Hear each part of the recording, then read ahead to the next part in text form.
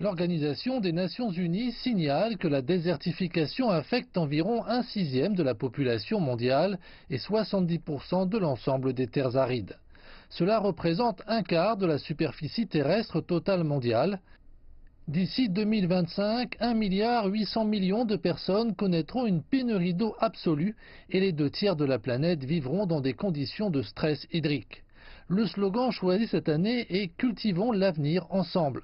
À cette occasion, l'ONU appelle tous les pays à lutter de concert contre la menace.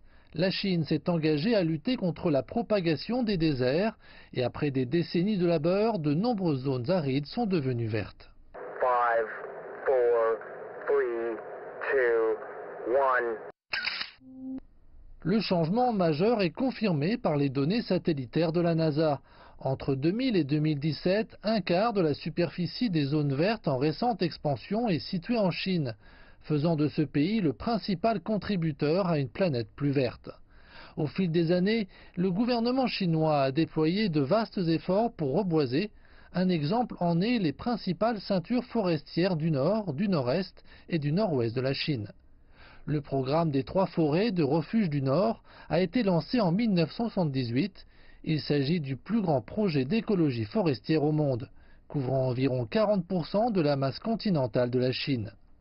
En 40 ans, la Chine a cultivé quelques 30 millions d'hectares de réserves forestières, son taux de couverture en zone verte passant de 5 à plus de 13% actuellement. Le projet a généré de nombreuses réussites, comme ce petit district de la province du Shanxi à la limite du désert.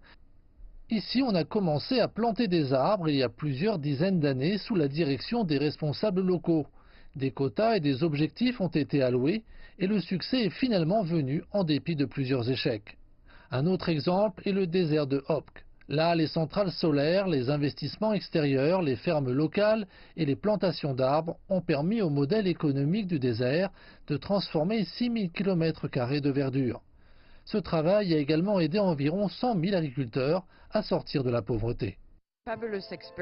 Kumulchi est une expérience extraordinaire car elle prouve également que lorsqu'on reboise, on peut créer un modèle économique. C'est un nouveau type de modèle économique vert.